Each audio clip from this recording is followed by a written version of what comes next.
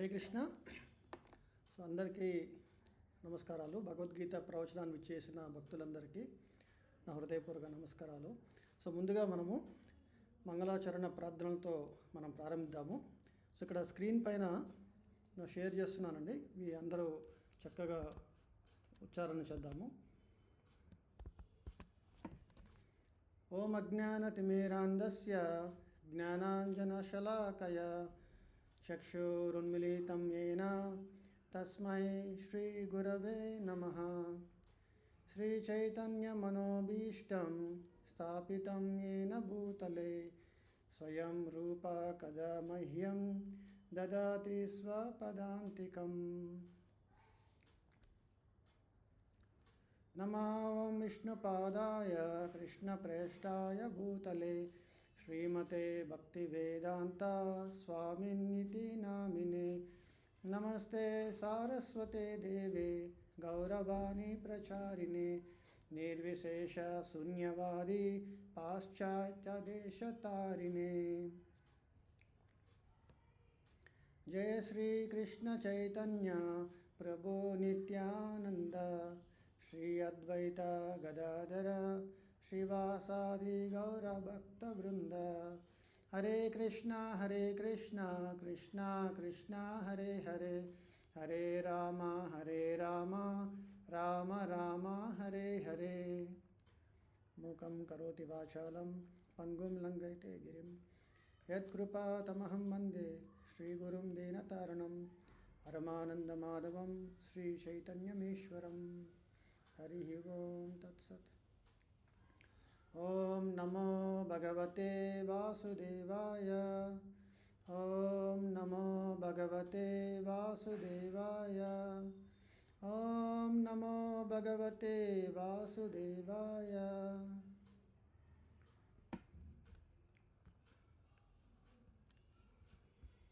హరే కృష్ణ. ఈరోజు మన భగవద్గీతలో 6వ అధ్యాయము 6వ అధ్యాయం నుంచి అంటే ధ్యాన యోగం గురించి మనము చర్చించుకుందాము. భగవద్గీతలో ఇప్పటి వరకు మనము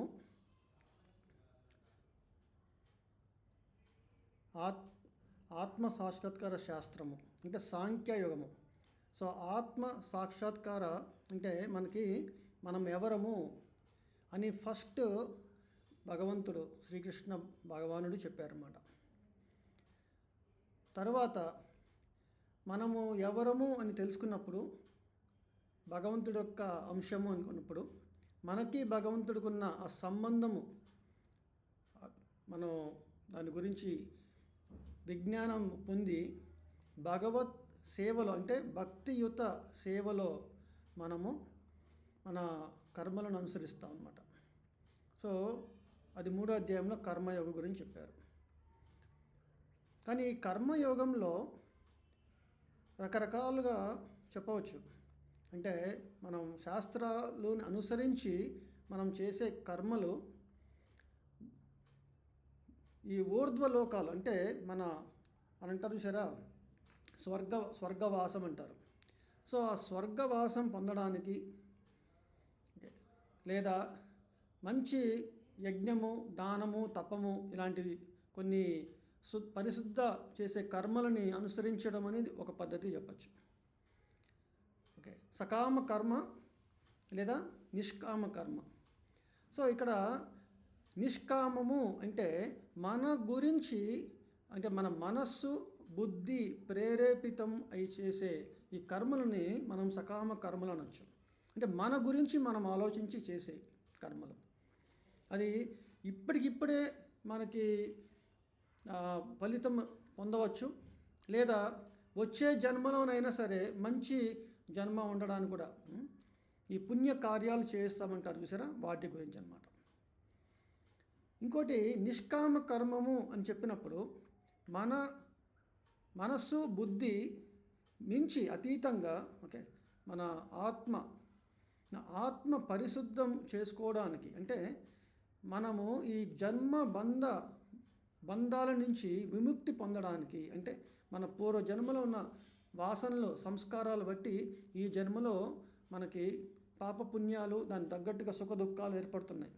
సో వీటిని మనం అర్థం చేసుకొని ఎలా ఈ యొక్క కర్మ బంధనం నుంచి మనం విముక్తి పొందాలి అనే ఒక అవగాహనతో నిష్కామ కర్మాన్ని మనం అనుసరిస్తాం అన్నమాట. ఓకే, ఒక యోగి ఒక దశ ఇట్లా ఉంటుందన్నమాట. తన ఆత్మను నేను గుర్తించి కర్మయోగంలో మంచి ఫలితం ఉండాలనుకుంటారు, సకామ కర్మ, తర్వాత నిష్కామ కర్మగా తను వస్తారు. ఆ తర్వాత జ్ఞానాన్ని పొందుతారు. ఒక ఆచార్యులను ఆశ్రయించి గురువు శిష్య పరంపరలో ఒక ఆచార్యులు ఉంటారు.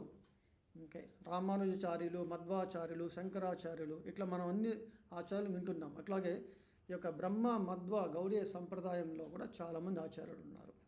శ్రీ చైతన్య మహాప్రభు సాక్షాత్ కృష్ణుడు కలియుగంలో భక్త రూపంలో ఆయన వచ్చి మనకి ఈ యొక్క నామ సంకీర్తన మనకు అందించారు. అలాగే మనకి శ్రీల ప్రభుపాదులు ఆచార్యులు. సో మనకి ఇచ్చిన ఆ విజ్ఞానాన్ని అనుసరిస్తే మనకి భగవంతుడికి మనకున్న సంబంధాన్ని గుర్తెరిగి ఆయన యొక్క ప్రీతి కోసము చేసే కర్మలు నిష్కామమే అంతకు మించి భక్తి మార్గంలో తీసుకెళ్తుందన్నమాట. సో అక్కడ మనము జ్ఞానయోగాన్ని గురించి అర్థం చేసుకున్నాము. అంటే జ్ఞానయోగంలో ఏం చెప్పారు, ఎలాగా మనం చేసే కర్మలని యజ్ఞార్థ కర్మగా మనం మార్చుకోవచ్చు. అర్జునుడు ఎలాగ క్షత్రియుడిగా కూడా బ్రాహ్మణుడు ఏ పని చేస్తున్నారో భగవత్ప్రీతి కోసం యజ్ఞ యాగాదులు, అలాగే తన క్షత్రియోచిత కర్మలను కూడా భగవంతుడి యొక్క సేవలో మనం వినియోగించవచ్చు అని అర్జునుడికి బోధపడింది అన్నమాట. ఆ తర్వాత 5వ అధ్యాయంలో ఇంకా నిశ్చితంగా కృష్ణ చైతన్య భావనతో కర్మలను అనుసరించి, ముఖ్యంగా చివరి శ్లోకంలో భోక్తుడు ఎవరు అంటే అది శ్రీకృష్ణుడు. ఎందుకు అంటే ఆయన మహేశ్వరుడు, సర్వలోక మహేశ్వరుడు. ఓకే, ఇక్కడ చెప్పుకున్న ప్రతిదీ కూడా ఆయనకి యొక్క ఐశ్వర్యమే అని మనం అర్థం చేసుకుంటాము. అండ్ మనకి ఆయనకున్న చాలా సన్నిహితమైన ఒక బాంధవ్యం ఉంది, ఒక ఇంటిమేట్ రిలేషన్షిప్ ఉందన్నమాట. చాలా సన్నిహితమైన ఒక బాంధవ్యము. సో ఆ బాంధవ్యంని అర్థం చేసుకొని ఆయన కోసము చేసే భక్తియుత కర్మని పోయిన ఆ వారంలో మనం 5వ అధ్యాయంలో మనం చెప్పుకున్నాము. ఓకేనండి. సో అందరూ కొంచెం మ్యూట్లో ఉండండి. ఓకే, సో ఈరోజు మనము ధ్యాన యోగం గురించి చెప్పుకుంటున్నాము. సో ఇక్కడ మొదటి శ్లోకంలో శ్రీ భగవానువాచ అనాశ్రిత కర్మఫలం కార్యం కర్మ కరోతి యః స సన్యాసి చ యోగి చ నా నిరగ్నిర్ నా చాక్రియః. ఇక్కడ శ్రీకృష్ణ భగవానుడు ఏమన్నారంటే, తాను చేసిన కర్మఫలముల యందు ఆసక్తిని కలిగి ఉండక చేయవలసిన కార్యములను చేయువాడే నిజమైన సన్యాసి కాగలడు. అతడే నిజమైన యోగి. అంతేగాని కేవలము అగ్నిని రగిలించగా మరియు కర్మలను ఆచరించక ఉండేటివాడు యోగి కాజాలడు. సో ఈ యొక్క శ్లోకంలో మనం అర్థం చేసుకుంటున్నామంటే, నిష్కామ కర్మాన్ని అనుసరించిన వ్యక్తి ఎలాగా తన యొక్క మనస్సుని సంపూర్ణంగా భగవద్ ధ్యానంలో నిమగ్నం చేయగలుగుతాడు అనేది ధ్యానయోగం అన్నమాట. ఓకే, ఇక్కడ నిష్కామ కర్మయోగంలో నుంచి విజ్ఞానము ఆయనకు వస్తుంది. ఆ యొక్క జ్ఞాన విజ్ఞానం సమన్వితంగా తను భగవద్ ధ్యానంలో నిమగ్నం చేయగలుగుతాడు. అంటే తన మనస్సును, తన బుద్ధిని, తన ఇంద్రియాలను అన్నిటినీ నిగ్రహించి భగవంతుడి మీద కేంద్రీకరించి తను ధ్యానంలో నిమగ్నం కాగలడు. దానికి కావాల్సింది లక్షణాలు ఏంటి మొదటగా చెప్తున్నారు ఏంటంటే, అతను ఒక సన్యాసి, ఒక యోగి అయి ఉండాలి. మరి మనకు తెలిసిన సన్యాసి యోగి అంటే కాషాయాలు ధరించి పుణ్యక్షేత్రాలు తిరుగుతూ హిమాలయాలకు వెళ్తూ ఇట్లాంటివన్నీ వింటుంటాం మనము. కానీ ఇక్కడ ఏం చెప్తున్నారంటే, అనాశ్రిత కర్మఫలం మొదటి లక్షణము. ఒక పర్ఫెక్ట్ నిజమైన సన్యాసి, నిజమైన యోగి ఎవరు అంటే అనాశ్రిత కర్మఫలం అని చెప్పారు. అంటే కర్మఫలములు యందు ఇటువంటి భోగవాంఛ లేనివాడు. రెండవది ఏం చెప్పారంటే కార్యం కర్మ కరోతి యః, అంటే తన యొక్క కర్మలను ఒక కార్యాచరణ పద్ధతిగా చేస్తాడనమాట. అంటే ఇది నా డ్యూటీ. మీకు పోయిన వారం ఒకసారి ఉదాహరణ చెప్పాము. మనము ఒక డాక్టర్ ఎగ్జాంపుల్లో వేరే వాళ్ళు వస్తే మనం ఫీజు కలెక్ట్ చేస్తాము. అదే మన యొక్క రిలేషన్స్లో ఎవరైనా వచ్చారనుకోండి, గ్రాటిట్యూడ్ ఉంటుందన్నమాట. ఓకే, వాళ్ళ నుంచి నేను ఎన్నో పొందాను నా జీవితంలో అని వాళ్ళకి మనం ఏదో చేయాలన్న సంకల్పం ఉంటుంది. ఓకే, అలాగే ఇక్కడ భగవంతుడికి మనకున్న సత్సంబంధాన్ని మన జ్ఞాన విజ్ఞానంతో ఉన్నప్పుడు అప్పుడు భగవంతుడి కోసం ప్రీతి కోసం చేసే యొక్క కర్మని ధర్మం అన్నాము. సరే, కర్మ ధర్మ రెండు పదాలు చెప్పాము కదా. ఈరోజు దీన్నే డ్యూటీ అంటే కార్యం అంటారు. కార్యం అంటే డ్యూటీ బాగుంటుంది. అలాగ కర్మ చేసేవాడు ఓకే, అతను నిజమైన సన్యాసి, నిజమైన యోగి అని చెప్తున్నారు. అంతేగాని అగ్నిని రగిలించని వాడు, కర్మలను అనుసరించిన వాడు అంటే మనం ఎటువంటి ఆహారము ఓకే తీసుకోని వాడు. సన్యాసి అంటే ఎటువంటి ఆహారం తీసుకోడు, తను కందమూలాలు తింటూ ఓకే అడవిలో ఉంటూ ఇట్లాంటి వ్యక్తి కాదు. చక్కగా తను వంట చేసుకుంటారు. అగ్ని తగిలించడం అంటే వంట చేసుకుంటారు. ఓకే, యజ్ఞాలు చేస్తారు, క్రతువులు చేస్తారు. అలాగా తర్వాత కర్మలను అనుసరిస్తారు. ఇప్పుడు అర్జునుడు క్షత్రియుడు, గృహస్థుడు. తన యొక్క విధి విద్యుక్త కర్మ ఏంటంటే తను యుద్ధం చేయటము. సో అందుకే కృష్ణుడు అర్జునుడికి ఏం బోధిస్తున్నారంటే, అర్జున నేను ఇప్పుడు నీకు జ్ఞాన యోగం గురించి చెప్తున్నాను. ఈ యొక్క అధ్యాయంలో పూర్తిగా కృష్ణ భగవాను చెప్తున్నారంటే, అర్జునుడిని తన యుద్ధము విరమించి అడవులకి వెళ్ళి ధ్యానయోగం చేయమని కాదు, కానీ ధ్యాన యోగము చేసే ఒక లక్షణాలని ఎలాగా మనము అనుసరించవచ్చు మన విద్యుక్త కర్మతో అని మనం తెలుసుకోగలుగుతున్నాం అన్నమాట. ఓకేనండి. సో ఇక్కడ మీకు రెండు డెఫినేషన్స్ చెప్తున్నాను అన్నమాట, నిర్వచనాలు. ఏంటంటే సన్యాస, సన్యాస అంటే రెండు పదాలు అన్నమాట. సత్ న్యాస అన్నారు. సత్ అంటే భగవంతుడు, అసతోమ సద్గమయ అన్నారు కదా. ఓకే, సత్ అంటే భగవంతుడు, భగవద్ధామము. ఓకే, న్యాస అంటే ఆయనకి మనము ఇవ్వడం అన్నమాట. ఓకే, అంటే మనం అంటారు కదా కృష్ణ అర్పణమస్తు అంటారు చూసారా, కృష్ణ అర్పణమస్తు అంటే అర్పించడం అన్నమాట భగవంతుడికి. దాన్ని సన్యాస అంటారు. అంటే మనము పని చేసిన ఒక కర్మ యొక్క ఫలితాన్ని భగవంతుడికి అర్పించడాన్నే సన్యాస అంటారన్నమాట. సత్యాస అంటే త్రిదండి సన్యాస మీరు వినుంటారు పదము. త్రిదండి అంటే మనస వాచ కర్మన, ప్రతిదీ కూడా భగవంతుడి యొక్క సేవకే వినియోగించడాన్ని ఓకే ఆ యొక్క వ్యక్తిని మనము సన్యాస అంటారు. ఓకే, అలాగే ఇక్కడ యోగి అన్నారు. యోగా అంటే ఏంటంటే భగవంతుడికి మనకున్న సంబంధాన్ని అంటే ఒక ప్లస్ చేయడం అన్నమాట. యోగం అంటే ప్లస్. ఓకే, ఇప్పుడు మనకి ఏదన్నా ఒక రిలేషన్షిప్ బంధవ్యం ఉంది, ఓకే ఒక బంధుత్వము తెగిపోయింది అనుకోండి, ఆ రిలేషన్షిప్ డిటాచ్ అయిపోయింది. ఇక్కడ యోగం అంటే కలుపుకోవడం అన్నమాట. భగవంతుడికి మనకున్న సంబంధాన్ని మళ్ళీ తిరిగి పునరుద్ధరించుకోవడము. అంటే ఈరోజు మనము మరపు ఉన్నాము.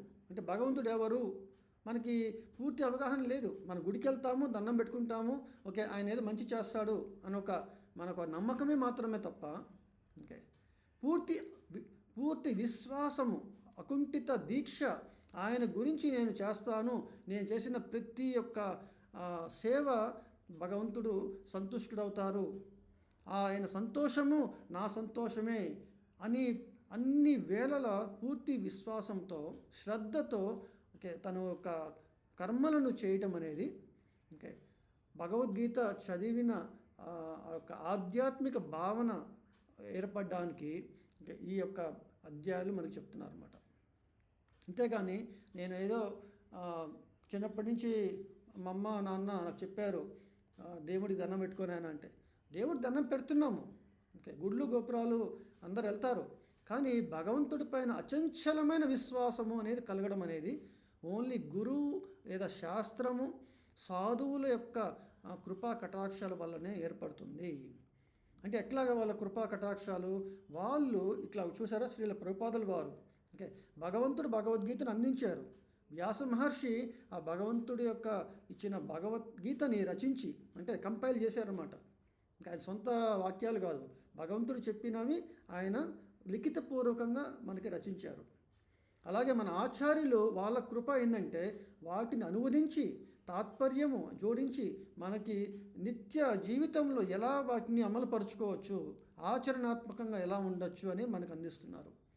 సో ఇంత మనకి భాగ్యాన్ని మనకు కల్పించిన ఆ భగవంతుడు, ఆయన యొక్క రిప్రజెంటేటివ్స్ అనమాట వీళ్ళు, గురువులు. ఓకే, సో దానికి మనకి ఇక్కడ ఏం చెప్తున్నారంటే, ఈ సన్యాసి, ఈ యోగి కావాలంటే, ఓకే, ఇక్కడ ఏం చెప్పారు, అగ్నిని రగిలించగా లేదా కర్మలను ఆచరించగా ఉండేటివాడు యోగి కాజాలడు. అంటే యోగి కావాలంటే భగవంతుడి యొక్క సంబంధాన్ని గ్రహించి తను చేయాలి. దానికి ఉదాహరణ చెప్పారు అనమాట. ఏంటంటే ఈరోజు చెయ్యి, నేనేం చెప్పానో చెయ్యి అదే చేస్తుంది. ఓకే, ఫర్ ఎగ్జాంపుల్ మనం ఒక డైనింగ్ టేబుల్ దగ్గర మంచి ఒక ఫ్రూట్ ఉంది, ఇంకా మామిడి పండు ఉంది. చక్కగా చాలా నిగనిగగా చాలా తీయగా ఉండే పండు నేను అనుభవించాలని చెప్పేసి చెయ్యి తీసుకొని పిసుకుతూ ఉంటే ఆ మామిడి పండుని ఆ చెయ్యి అనుభవించలేదు. కానీ ఆ చెయ్యి నోటికి అందిస్తే ఆ నోరు దాన్ని చక్కగా డైజెస్ట్ చేసి దాని యొక్క బలాన్ని అన్ని అంగాలకి ప్రసరణ చేస్తుంది అన్నమాట. సో ఇది శాస్త్రాల్లో చెప్పారన్నమాట. ఓకే, అలాగే ఒక చెట్టు మొదలుని మనం నీరు పోస్తే చెట్టు అంతా వ్యాపిస్తుంది, ఒక చెట్టు పోసిన నీరు. సో అట్లాగే మనము మనకున్న ఇంద్రియాకి అతీతమైన ఆనందాన్ని, ఓకే, అనంతమైన ఆనందాన్ని, రమంతే యోగినో అనంతే అన్నారు. అటువంటి బ్రహ్మానందాన్ని మనం ఆత్మానందాన్ని పొందాలంటే అది భగవంతుడి యొక్క సంబంధంతో ఏర్పడుతుంది. ఓకే, అలాగే ఇక్కడ ఓకే మనము అన్నీ వదులుకొని పోవాల్సిన అవసరం లేదు. ఓకే అని చెప్పేసి కృష్ణుడు భగవానుడు అర్జునుడు చెప్తున్నారు అన్నమాట. తర్వాత యం సన్యాసమితి ప్రాహుర్యోగం తం విద్ధి పాండవ నహి సన్యస్త సంకల్పో యోగి భవతి కశ్చన. ఏది సన్యాసమని పిలువబడునో దానిని యోగముతో సమానమనియు దేవాది దేవునితో సంయోగము అని నీవు తెలుసుకొనుము. ఓ పాండుకుమార, ఇంద్రియ తృప్తి వాంఛను విడువనిదే ఎవ్వడు యోగి కాజాలడు. అంటే ఇక్కడ మళ్ళీ క్లియర్గా చెప్పారు. ఏం చెప్పారు? సన్యాసం అని ఏదైతే అన్నారో అదే యోగము. యం సన్యాసమితి ప్రాహుర్ యోగం తం విద్ధి పాండవ. ఓకే, చెప్పారు. ఏమని చెప్పారు? ప్రాహుర్ యోగం. సన్యాసం ఏమంటున్నారో అదని యోగం అన్నారు. ఎందుకు యోగం అన్నారంటే ఇక్కడ నహి సన్యస్త సంకల్పో, అంటే మన యొక్క ఇంద్రియ తృప్తి వాంఛను మనం విడవనేదే, ఆ సంకల్పాన్ని విడవనేదే యోగి కాజాలడు. ఇప్పుడు యోగి అనగానే మనము ఆలోచించాల్సింది ఏంటంటే అండి, మొదట ఈ భగవద్గీత నుంచి మనం ఇందాక క్లుప్తంగా చెప్పుకున్నాం సారాంశంగా. మనము ఈ దేహము కాదు, మనము ఈ దేహదారి, ఈ దేహాన్ని ధరించిన వాడము. మనమెవరము? ఆత్మ, భగవంతుడి యొక్క అంశము అని ఎప్పుడైతే తెలుసుకుంటామో భగవంతుడితో ఉన్న సంయోగము అన్న చూసారా, దేవాది దేవునితో ఉన్న సంయోగము, దాన్ని యోగము అంటారు. అంటే ఆ యోగాన్ని పొందినప్పుడు ఇంకా ఏమొస్తుంది? భగవంతుడి యొక్క సేవలో వినియోగిస్తాము. అంటే మన యొక్క ఇంద్రియ తృప్తి వాంఛను మనం విడిచేస్తాం కదా ఆటోమేటిక్గా. సో దాన్ని యోగము అన్నారు, మళ్ళీ సన్యాసము అన్నారు. సో ఈ కలియుగంలో యోగము అన్న పదం ఎప్పుడైతే విన్నారో మీరు, ఓకే, అది ఓన్లీ భక్తి యోగము మాత్రమే అనుకోవాలి మీరు. ఇంకా ఏ యోగం కుదరదు. అది మనము అజ్ఞానం మనం పూర్తిగా అవగాహన వస్తుంది మనకి. అర్జునుని కూడా కృష్ణ భగవానుడు భక్తి యోగమనే చెప్పారు. మొదటి నుంచి నా ఉద్దేశం, మొదటి నుంచి భక్తి యోగమే చెప్పారు. కానీ ఆ భక్తి యోగంలో మొదటగా కర్మని జోడించి, తర్వాత జ్ఞానాన్ని జోడించి, తర్వాత జ్ఞానాన్ని జోడించి, చివరగా భక్తి యొక్క పరిపూర్ణతను పొందే యొక్క ఆ యొక్క యోగ సాధనని, అభ్యాసాన్ని చెప్తున్నారు అన్నమాట. మీరు ఒకటి అర్థం చేసుకోవాలి. ఈరోజు ఒక అబ్బాయి చదువుకున్నాడు అన్నామనుకోండి, వెంటనే మన దృష్టిలో చదువుకున్నాడంటే ఒక ఇంజనీరో డాక్టరే ఉండాలి. నేను చదువుకున్నాను బాగా అంటే ఓ అబ్బాయి వచ్చి నేను 10th క్లాస్ వరకే చదివాను, ఇంటర్మీడియట్ వరకే చదివాను, డిగ్రీ వరకే చదివాను అంటే మీరు అసంపూర్ణమైన తన యొక్క విద్యాభ్యాసం అని చెప్పచ్చు. అంతే కదండి. ఎందుకంటే ఉద్యోగం వచ్చే ఆ ఇంజనీరో డాక్టరో ఏదో ఒక గవర్నమెంట్ ఉద్యోగమో లేదా ప్రైవేట్గా ఏదైనా తను చేసుకునే ఒక వ్యాపారం ఏదైనా సరే నిమిత్తంగా లైసెన్స్తో దాన్ని మాత్రమే పరిపూర్ణమైన ఒక విద్యాభ్యాసం చెప్పచ్చు. అలాగే ఒక యోగాన్ని పరిపూర్ణత అని చెప్పాలంటే కర్మయోగము ఓకే 10th క్లాస్ లాంటిది, జ్ఞానయోగము ఇంటర్మీడియట్ లాంటిది, డిగ్రీ లాంటిది ధ్యానయోగం. అట్లాగే మన గ్రాడ్యుయేషన్ పోస్ట్ గ్రాడ్యుయేషన్ అలా చెప్తే ఫైనల్గా మనకి భక్తి యోగము. ఇవన్నీ మార్గంలో మధ్యలో వచ్చే దశలు అన్నమాట. కర్మయోగం ఒక దశ, జ్ఞానయోగం ఒక దశ, అలాగే ధ్యాన యోగం ఒక దశ, తర్వాత భక్తి యోగము. పరిపూర్ణత పొంది అంటే భగవంతుడి యొక్క కంప్లీట్ ఆయన కృప ప్రేమను పొంది యోగ సాధన అనమాట అది. అందుకే ఇక్కడ మీకు యోగా ల్యాడర్ అంటే నిచ్చెన అనమాట. నిచ్చెనని మెట్టుగా పోల్చారు. ఒక మెట్టు ఎక్కుతాము, ఇంకో మెట్టు ఎక్కుతాము, అట్లా పై వరకు చేరుకోవాలి అంటే నిచ్చెన ఎక్కి. సో మొదటి మెట్టు ఏంటంటే సకామ కర్మయోగము. అంటే కర్మయోగం అంటే శాస్త్రానుగుణంగా మనం చేసే కర్మలు, కానీ ఆ యొక్క ఫలితాన్ని మనమే అనుభవించాలి. ఆ గొప్ప ఫలితాలని అంటే నేను స్వర్గవాసం పొందాలి, ఓకే, మంచి జీవితం లక్షణాలు రావాలి, పుణ్యం సంపాదించాలి అనుకునే విధానాన్ని సకామ కర్మయోగము. ఓకే, నాకు ఈ కర్మ బంధనమే వద్దు, సుఖం ఉంటుంది, సుఖంతో పాటు పాపము వస్తుంది, పాపం వల్ల నాకు దుఃఖం ఏర్పడుతుంది, నాకు ఈ సుఖ దుఃఖాల నుంచి అతీతంగా నాకు ఉండాలనుకుంటున్నా అంటే నిష్కామ కర్మయోగం చేస్తాడు. ఎప్పుడైతే భగవంతుడి గురించి ఇంకొంచెం అవగాహన ఎక్కువ పెరుగుతుందో, తన యొక్క పరిశుద్ధం ఏర్పడుతుందో, ఓకే, తన మనస్సు నిగ్రహించగలుగుతాడు వచ్చి మెల్లమెల్లగా, అప్పుడు జ్ఞానయోగంకి వస్తాడు.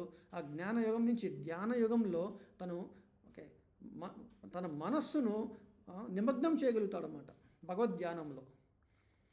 తర్వాత భక్తి యోగంలో తన నిరంతరము తన తన యొక్క శరీర తత్వాన్ని విస్మరించి, అంటే నేను శరీరాన్ని అని భావన ఏర్పడుతుంది.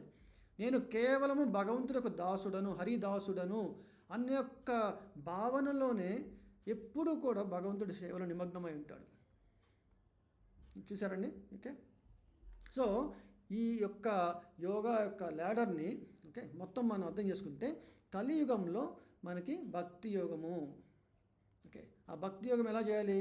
హరే కృష్ణ కృష్ణ కృష్ణ హరే హరే, హరే రామ రామ రామ హరే హరే. ఇలాగ మనము చేతులెత్తి ఎలుగెత్తి ఓకే నామస్మరణ చేయాలన్నమాట. ఈ భగవంతుడి యొక్క నామస్మరణ ప్రహ్లాద్ మహారాజు చెప్పారు. నవవిధ భక్తి అన్నారు. శ్రవణం, కీర్తనం, విష్ణు స్మరణం, పాదసేవనం, అర్చనం, వందనం, దాస్యం, సఖ్యం, ఆత్మ నివేదనం. ఇలాగ నవవిధ భక్తి. ఓకే, అంటే 9 రకాలుగా దీంట్లో ఒకటైనా చేయొచ్చు, 2 చేయొచ్చు, 3 చేయొచ్చు, లేదా 9 చేయొచ్చు. ఓకే, సో ఒక్కొక్క దశలో చేసిన వాళ్ళు ఒక్కొక్క భక్తుడు ఉన్నారన్నమాట. మనం ఇంకొక అధ్యాయంలో చెప్పుకుందాం వీటి గురించి. ఓకే, ఉదాహరణకి దాస్యం అనగానే మనకు వెంటనే గుర్తొచ్చేది హనుమంతుల వారు. ఆయన దాస్య భావనలో శ్రీరామచంద్ర ప్రభువు చేసుకుంటున్నారు. ఇంకా మనకు అందరికీ తెలిసింది. అలాగే మనం ఇప్పుడు కీర్తనం అన్నాం అనుకోండి, వెంటనే మనకి నారద ముని వారు గుర్తొస్తారు. ఎప్పుడు చూసినా ఆయన వీణతో భగవంతుడిని కీర్తిస్తూనే ఉంటారు. అలాగే రకరకాలు ఉన్నారు. సుఖదేవ్ గోస్వామి ఈ యొక్క భాగవతాన్ని ఆయన ప్రవచనం చేశారు. ఓకే, శ్రవణం పరీక్షిత్ మహారాజు విన్నారు 7 రోజులు ఏకధాటిగా. ఓకే, ఆహారం ఏమి తీసుకోకుండా ఆయన. సో కేవలం శ్రవణంతోనే ఆయన పరిపూర్ణత సాధించారు. అలాగే మనకు కూడా ఈ కలియుగంలో నామ సంకీర్తన చేస్తూ భగవద్గీతని విని ఓకే భాగవతాన్ని విని మన జన్మని చరితార్థం చేసుకోవచ్చు. అంత సులభమైన మార్గాన్ని ఈ కలియుగంలో మనకు అందించారు. సో అందుకే ఇక్కడ ఏం చెప్తున్నారంటే కృష్ణ భగవానుడు, ఓ అర్జున, సన్యాసం అంటే యుద్ధాన్ని విరమించాలి అనుకుంటున్నావు కదా, అది ఏమిటో కాదు, అది యోగమే. నువ్వు ఎవరి కోసం సన్యాసం పొందాలనుకుంటున్నావు? నా యొక్క సేవలో, అంటే నువ్వు చేసేదంతా నా యొక్క సేవ గురించే, నా యొక్క ప్రీతి గురించే. అదే యోగము. ఆ యోగంలో ఏంది? నీవు చేసే యుద్ధము యొక్క ఫలితము నీ ఇంద్రియ తృప్తి కోసం కాదు. ఓకే, నీ యొక్క తృప్తి అంటే నేను యుద్ధం గెలిచి ఆ ఫలితాన్ని నేను అనుభవించాలన్న భావన కాదు. ఓకే, అటువంటి వాడు యోగి అవుతాడు అన్నమాట. ఓకే, సో అదే దాని గురించి ఈ యొక్క అధ్యాయంలో చాలా చెప్తున్నారు అన్నమాట. ఓకే, ఇప్పుడు ధ్యాన యోగము యొక్క అసలు అవగాహన, అసలు ధ్యాన యోగం అంటే ఏంటి, ఓకే మనం తెలుసుకుందాం. ఇక్కడ శ్రీకృష్ణ భగవానుడు అన్నారు, ఆరురుక్షోర్మునేర్యోగం కర్మ కారణముచ్యతే యోగారూఢస్య తస్యైవ శమ కారణముచ్యతే. అష్టాంగ యోగ పద్ధతి యందు ఆరంభ స్థితిలో ఉన్న యోగికి కర్మము సాధనముగా చెప్పబడుచున్నది. యోగమునందు సిద్ధిని పొందిన వానికి సర్వ భౌతిక కర్మల విరమణ సాధనముగా చెప్పబడినది. ఇప్పుడు ఇక్కడ 2 స్టేజెస్ చెప్పారండి. ఒక స్టేజ్ 1, స్టేజ్ 2. అష్టాంగ యోగాన్ని మనం 2గా విభజించవచ్చు. ఓకే, ధ్యాన యోగం అన్నా అష్టాంగ యోగం అన్నా 2 ఒకటేనండి. ఓకే, సో అష్టాంగ యోగంలో మొదటి దశ దాన్ని యోగా రురుక్షు అన్నారు. ఈ యోగా రురుక్షులో కర్మ చేయాలి. తర్వాత మనము కొంచెం ఉన్నత స్థితిని పొందినప్పుడు, అంటే యోగ సాధనలో ఈ అభ్యాసం చేస్తాం కదా, అభ్యాసం చేసినప్పుడు ఏమవుతుంది, తను పురోగతి చెందుతాడు. ఆ పురోగతి చెందినప్పుడు ఆ దశని యోగారూఢస్య, యోగారూఢ అన్నారు. అంటే గుర్తుపెట్టుకోండి, ఇక్కడ యోగా రురుక్షు, యోగారూఢ. యోగా రురుక్షులో కర్మ చేయాలా, అంటే నిష్కామ కర్మ చేయాలా. యోగారూఢ దశలో ఓకే తను కర్మని పూర్తిగా వదిలేయాలన్నమాట. ఓకే, ఇప్పుడు ఫస్ట్ ఏమో ఫలితాన్ని వదిలేయాలి, తర్వాత చేసే కర్మను కూడా వదిలేయాలి. అది దశ అన్నమాట. సో ఇక్కడ ఎందుకు ఇలాగా చెప్పారంటే, యోగా రురుక్షులో నిష్కామ కర్మ చేయడం వల్ల తన యొక్క మనస్సు నిగ్రహించగలుగుతాము, తన యొక్క బుద్ధి ఆత్మను అన్నీ కూడా పరిశుద్ధం చేయగలుగుతాం అన్నమాట. దాని తద్వారా ఓకే ఆత్మశుద్ధి జరగడం, అది మొదటి దశ. ఎప్పుడైతే ఆత్మశుద్ధి జరిగిందో తను ధ్యానం చేయగలిగే ఒక భాగ్యాన్ని ఏర్పరచుకోగలుగుతాడు. అంటే ఆ యొక్క శక్తిని తనకి వస్తుందన్నమాట. అంటే ఇప్పుడు మనం ఒక కూర్చొని భగవంత్ ధ్యానంలో ఉంటే ఎన్నో రకాల ఆలోచనలు వస్తుంటాయి. నేను అవి చేయాలి, ఇవి చేయాలి, ఇవి చేయకపోతే ఏదన్నా మాకు అనివార్యమైన పనులు, ఓకే కరెంట్ బిల్ కట్టాలి, కరెంట్ బిల్ కట్టకపోతే ఇంట్లో కరెంట్ కట్ ఆఫ్ చేస్తారు. ఇట్లాంటి అనివార్యమైన చాలా ఆలోచనలు మనకు వస్తుంటాయి. వాటిని నేను చేయాలంటుంటుంది మనస్సు. సో మనం వాటి నుంచి మనల్ని మనం నిగ్రహించగలగాలంటే ఓకే అంటే భగవంతుడి పైన పూర్తి అచంచలమైన విశ్వాసము. నేనేం చేయకపోయినా అన్నీ భగవంతుడే చూసుకుంటాడు. నా పుట్టుక ఆయనే చూసుకున్నారు, నా చివరి దశ ఆయనే చూసుకుంటాడు, మధ్యలో ఉన్న ప్రతి దశలో యాక్చువల్గా చేస్తుంది ఆయనే. ఈ ప్రకృతి అనుసంధానంతో ఓకే నా యొక్క ఈ కోరికలను అనుసరించి మీకు చెప్పుకున్నాను కదా పోయిన వారంలో, కర్త ఎవరు అంటే నేను కర్తగా భావించి చేస్తున్నానే తప్ప ఓకే నా యొక్క పాత్ర ఓన్లీ కోరుకోవడం మాత్రమే. నాకు ఇలా ఉండాలి, అలా ఉండాలి అని కోరుకోవడం మాత్రమే నా పాత్ర. మిగతాదంతా ప్రకృతి ఆ పరమాత్మ యొక్క అనుసంధానంగా జరుగుతున్నాయి అన్నమాట కర్మలు. సో అందుకే మొదటగా కర్మ చేయండి, కానీ ఆ కర్మకు ఫలితాన్ని పూర్తిగా భగవంతుడు అర్పించండి అని చెప్పారు. దాని యోగా రురుక్షు అష్టాంగ యోగంలో మొదటి దశ. ఆత్మ పరిశుద్ధి అయినప్పుడు యోగా రూఢ దశలో కంప్లీట్గా కర్మలను విసర్జించి విరమించి కర్మల్ని విరమించి పూర్తిగా భగవద్ ధ్యానంలో కూర్చోగలుగుతాడు. ఓకే సో ఇదన్నమాట. ఇప్పుడు దీన్ని 8 దశలుగా చెప్పారు. ఇంకా మనం ఈ 2 దశల్ని మనం ఇంకా లోతుగా వెళ్తే, మొదటి దశలో యమ అన్నారు. యమ అంటే మనము ఏ పనులని చేయకూడదు నిగ్రహించుకోవాలి. ఓకే సో వాటిని యమ అన్నారు. అంటే ఇప్పుడు మనము టీ కాఫీలు తాగుతుంటారు కొంతమంది హింస చేస్తూ ఉంటారు. ఓకే సో ఇటువంటి చాలా వాటిని మనం విరమించి ఓకే చాలా సాత్వికమైన తన జీవన శైలిని ఏర్పరచుకోవడం అనేది యమదశ. తర్వాత నియమ దశలో ఏంటంటే ఏ పనులు చేయాల్సినవి అంటే డూస్ డోంట్స్ అంటారు చూసారా, చేయకూడనివి చేయవలసినవి. సో యమ అనేది చేయకూడనివి అంటే మనల్ని మనం నిగ్రహించగలిగినవి, నియమ అంటే చేయవలసినవి. ఇప్పుడు మన భక్తిలో వచ్చేసరికి 16 మాలలు జపం చేస్తాం రోజు. మేము హరే కృష్ణ మంత్రాన్ని 108 సార్లు మనం జపం చేస్తే ఒక మాల. అలాగే 16 మాలలు అంటే 2 గంటల సేపు ఉదయాన్నే బ్రహ్మముహూర్తంలో మనం జపం చేయాలి. ఇది కలియుగంలో మనకి ఇచ్చిన యుగ ధర్మం అన్నమాట. మనమేం అడవులకి వెళ్ళక్కర్లేదు, ఉద్యోగం మానక్కర్లేదు. కానీ ప్రతిరోజు మనము ఈ యొక్క ధ్యాన యుగంలో ఏదైతే చెప్పారో ఈ దశలు, వీటన్నిటిని మనము భక్తి యోగంలో కూడా చేస్తున్నాము. ఆటోమేటిక్గా అన్నీ జరుగుతున్నాయి అన్నమాట. యమ జరుగుతుంది, నియమ జరుగుతుంది. తర్వాత ఆసన అంటే మనము పద్మాసనం అని చెప్తుంటారు. ఓకే, ఎందుకని ఒక ఆసనం అంటే మనం శరీరాన్ని స్థిరంగా పరిచి మనస్సును నిగ్రహించడానికి అనుకూలంగా మనం ఏర్పరచడానికి ఆసనము ప్రాణాయామం అంటే బ్రీతింగ్ ఎక్సర్సైజ్ చేస్తారన్నమాట. ఈ శ్వాసని మనము నిగ్రహిస్తూ ఓకే మన మనస్సుని మనం దాన్ని నిగ్రహించవచ్చు. అంటే శ్వాసను డిసిప్లిన్ చేయాలి ఫస్ట్. ఓకే, మీరు గమనించారో లేదో, కొంతమంది చెప్తుంటారు మన ఆరోగ్యం సరిగా లేకపోతే మన శ్వాస కూడా సరిగా ఉండదు. మన శ్వాస ఎప్పుడైతే సరిగ్గా ఉందో మనకి ఎటువంటి చెడు ఆలోచనలు కూడా రావు. ఓకే, కొంతమంది మన ఆహారం తీసుకున్న తర్వాత జనరల్గా మనం చూడండి, ఆహారం తీసుకున్న తర్వాత చాలా మందంగా ఏర్పడుతుంది శరీరం, ఇంక పడుకోవాలి. ఇటువంటి ఏర్పడినప్పుడు మన శ్వాస దాని తగ్గట్టుగా మారిపోతుంది. ఎందుకంటే మనకి సైంటిఫిక్గా కూడా మన జీర్ణం చేసుకోవడానికి కూడా ఎక్కువ ఆక్సిజన్ కావాలి. సో ఇక్కడ ఆసనము ప్రాణాయామము ఈ యొక్క మొదటి 4 ఈ దశల్లో కర్మ అన్నమాట. ఇంకేనండి, ఇది కర్మ.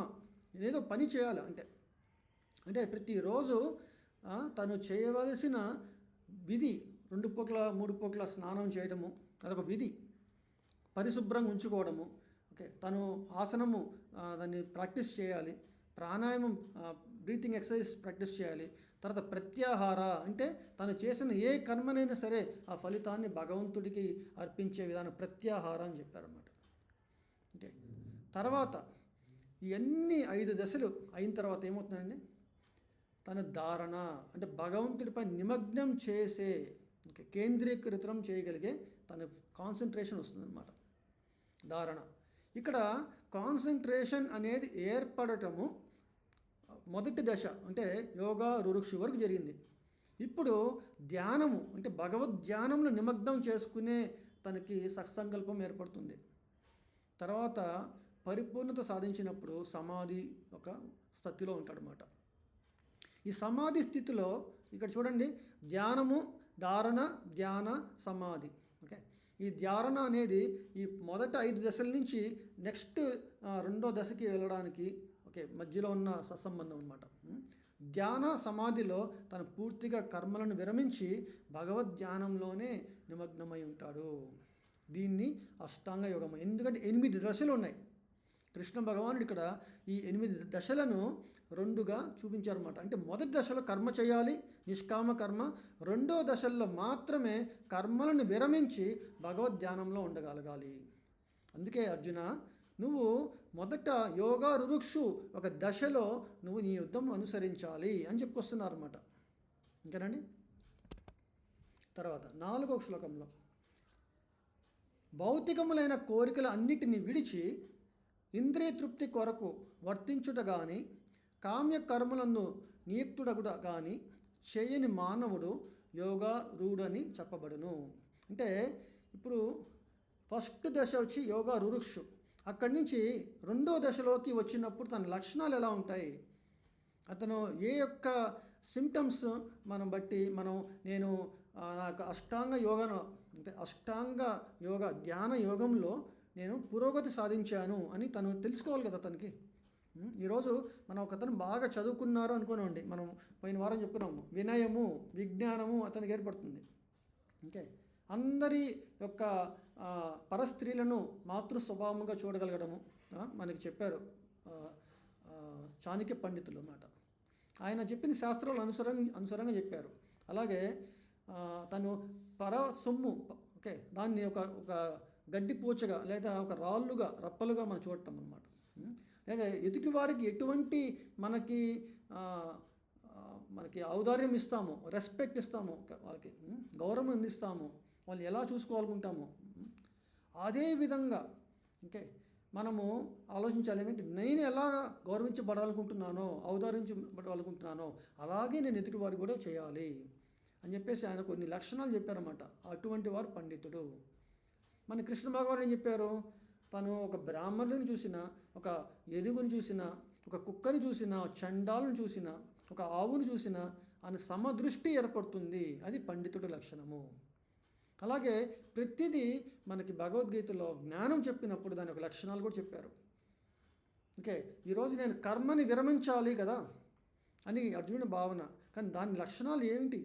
ఇక్కడ కృష్ణ భగవాన్ అన్నారు, మొదటగా సర్వ సంకల్ప సన్యాసి, అంటే ఎటువంటి కోరికలు లేనివాడు. సర్వ సంకల్ప సన్యాసి అదొక లక్షణం. రెండవది నా ఇంద్రియార్థేషు అన్నారు, అంటే నా యొక్క ఇంద్రియాలు ఎప్పుడు కూడా ఇంద్రియార్థములు, అంటే కళ్ళుకి ఏదన్నా మంచి యొక్క పిక్చర్స్, చెవులకి మంచి మ్యూజిక్, టంగ్కి మంచి టేస్ట్, ఇది ఒక ఇంద్రియార్థములు. వీటి మధ్యలో చాలా న్యాచురల్ అట్రాక్షన్ ఉంటుందన్నమాట. ఓకే, ఇప్పుడు ఏదైనా ఒక జీవి, ఆ జీవికి ముందు తన ఇష్టమైనది ఏది పెట్టినా కూడా తను నిగ్రహించుకోలేదు. ఆ యొక్క దాన్ని ఏమంటారు, తపస్సు, ఆస్టిరిటీ అంటారు. అటువంటి శరీరం ఇవ్వబడలేదన్నమాట ఏ జీవికి. ఓన్లీ యొక్క మనుషులకి మాత్రమే తపస్సు చేయగలిగే, నియంత్రించుకునే, మనల్ని మనం నియంత్రించుకునే శక్తి మనకుందనమాట. సో సద్బ్రాహ్మణుడు అంటే మన యొక్క సొసైటీలో ఓకే చాలా ఉత్తమమైన పురుషుడిగా చెప్పాలంటే సద్బ్రాహ్మణుడు. ఆ బ్రాహ్మణ లక్షణాలు ఏంటంటే తనని తను పూర్తిగా నియంత్రించుకోగలుగుతాడు. అంటే హై డిసిప్లైన్డ్ పర్సనాలిటీ అనమాట బ్రాహ్మణుడు అంటే. ఓకే, వాళ్ళు ఫుల్ ట్రైనింగ్, వాళ్ళు చూడండి వాళ్ళ లక్షణాలు, పరిశుభ్రత, cleanliness is next to godliness అన్నారు కదా. సో అట్లాంటి అన్నీ చాలా వాళ్ళ యొక్క జీవన శైలిలో ఒక భాగం అనమాట. అది ట్రైనింగ్ వాళ్ళకి. సో ఇక్కడ తనని తను నియంత్రించుకోవడం అనేది చాలా కష్టసాధ్యం మామూలుగా. కానీ బ్రాహ్మణత్వం అనేది ఏంటంటే నేను ఏది పడితే ఎలా పడితే అలా తినను, ప్రతిదానికి ఒక సమయానుకూలము, ఓకే, ఔచితమైనవి మాత్రమే భగవంతుడికి నివేదన చేసి మాత్రమే నేను అనుభవిస్తాను, ఓకే, వాటిని ఆస్వాదిస్తాను అని తన ఇంద్రియార్థాలని కూడా నియంత్రించగలుగుతాడు. ఓకే, సో అది చెప్పారు ఇక్కడ కృష్ణ భగవానుడు. తర్వాత కామ్య కర్మము, అంటే కర్మ కర్మ అంటే నా కామ్య కర్మ, ఆ కామ్య కర్మను కూడా చేయడం అన్నమాట. సో వీటన్నిటికీ మళ్ళీ మనం సమ్మరీ చెప్పుకుంటే నేను శరీరం కాదు, దేహము కాదు, దేహదారుడను. ఓకే, సో యోగి ఏం చేస్తాడు? నిష్కామ కర్మ ద్వారా తన ఆత్మ శుద్ధి, అంటే బుద్ధిని, ఓకే మనం చెప్పారు సార్, బుద్ధిని పరిపక్వత చెందుతుంది. ఓకే, అంటే ఆ బుద్ధి పరిపక్వత మనస్సుని మనకి నిగ్రహించగలిగే శక్తి వస్తుంది. తద్వారా తనకి జ్ఞానం ఏర్పడుతుంది. జ్ఞానం వల్ల భగవంతుడి మీద నిమగ్నం చేయగలిగే ధ్యాన మార్గం ఏర్పడుతుంది. ఓకే, అప్పుడు ఆయన పొందే నిజమైన ఆనందంతో ఆటోమేటిక్గా దానిలో స్థితిని పొందుతాడు. ఇప్పుడు మనం ఏ పని చేసినా ఆనందం కోసమే చేస్తున్నాం, కానీ ఇంతకు మించి బ్రహ్మానందం ఉన్నది అని మనకు గుర్తించలేము, ఎందుకంటే మనకి ఎప్పుడు చూడలేదు.